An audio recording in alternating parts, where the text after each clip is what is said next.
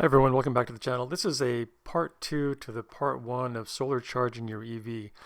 So about a year ago I put out this video regarding how to solar charge an electric vehicle using an Energy Apex power system.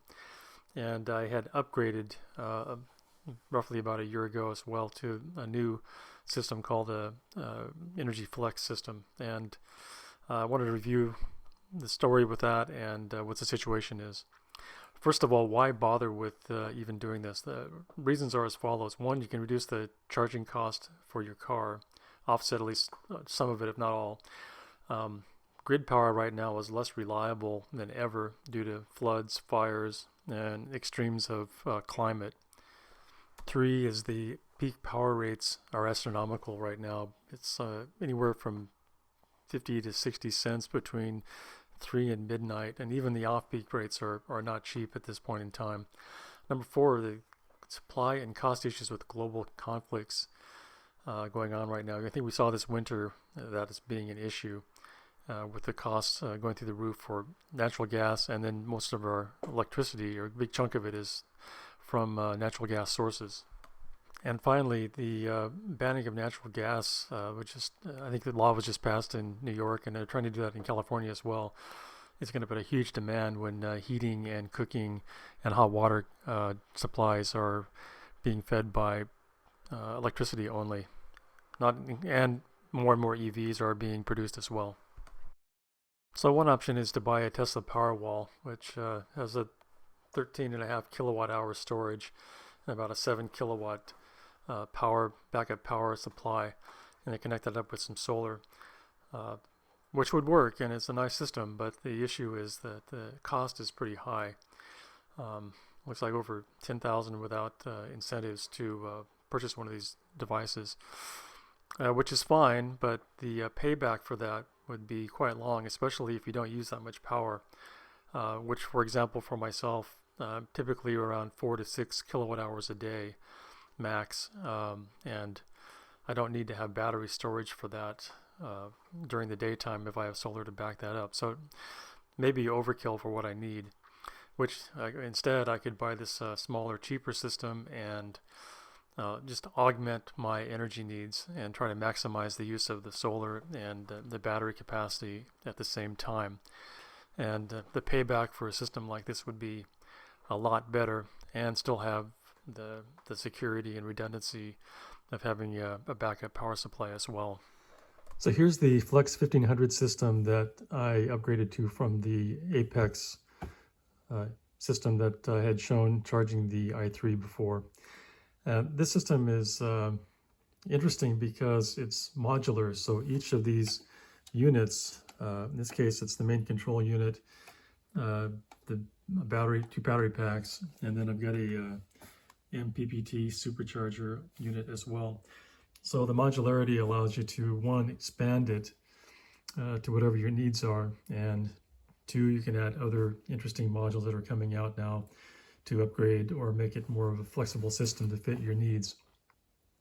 I have it hooked into my house through a RV isolation box, which I will show you in just a minute. And I also have it hooked into some other appliances. So it's right now running through solar. It's running my refrigerator, and I also have a TV and some lights the way it's hooked into a transfer switch outside, and some solar panels that are keeping it pretty much charged up all the time.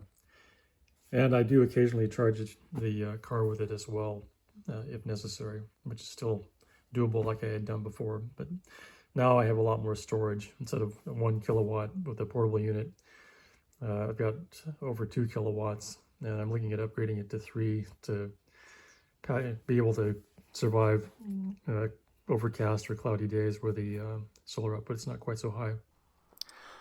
I want to emphasize again that the modularity of the system is really key because, one, there's no external cables. All the cabling is internally with the connectors between each module, and again, the weight being very low between each of the modules allows people to be able to move these without having a huge heavy system requiring wheels or a cart or some other way to get them around, and basically impossible to lift a 50 to 100 pound battery backup system.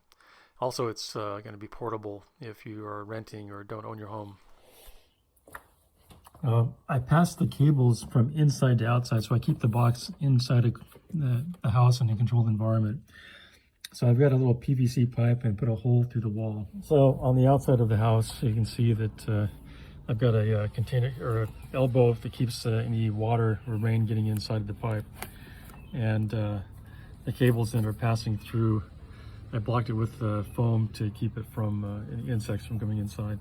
So that's how I'm keeping the cables from inside to outside without a problem.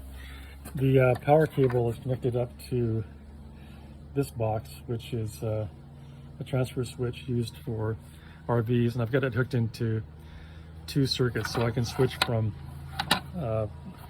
using it as under normal conditions, or switch it into powering those 2 circuits in the house through the box, through this separate container.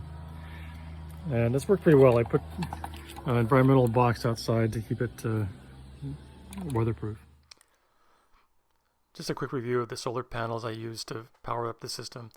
I currently have 8 12-volt 100-watt panels that are connected to the power box for supplying power to it. I had some portable or flexible solar panels were mounted on a patio roof, and they actually had some problems, but these were replaced by Inergy. And I'm currently planning to mount those back on the same location, but one, it's difficult to clean the panels when they're up on the roof, and the second thing is that in the wintertime I discovered that if the panels are not tilted directly towards the sun, the overall power generation is significantly reduced. So I'm still deciding whether to mount them back on the roof or put them on a ground mount where I can periodically clean and point them directly towards the sun in the wintertime.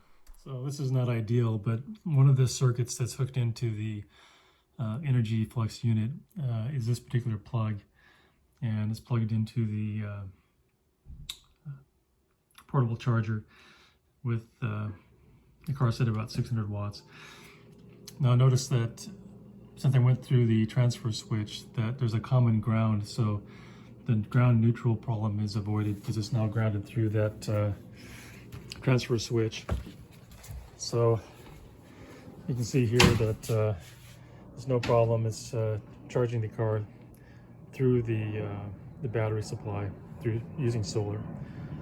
So works and allows to charge the car, run the refrigerator, run lights, and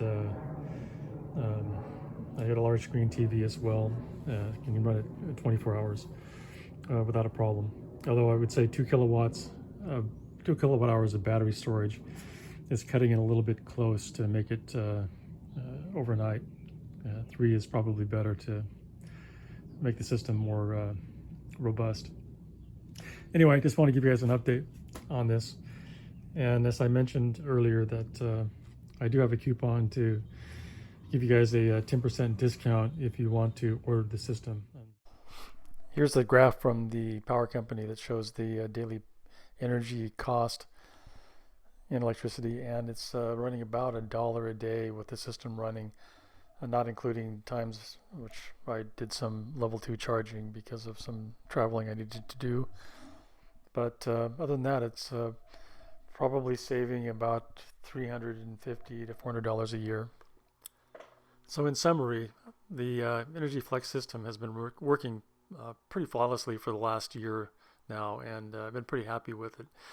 The modular design, I really like being able to expand it or add to it as one, I have the need to, or I have the financial resources to grow the system over time. And it's easy to move around because I can disassemble it to move it without the heavy weight burden.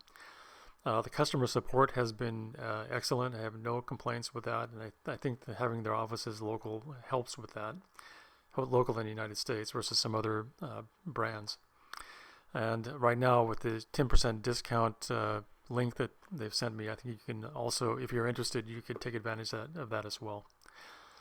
Anyway, thanks for watching, and I hope you found this interesting.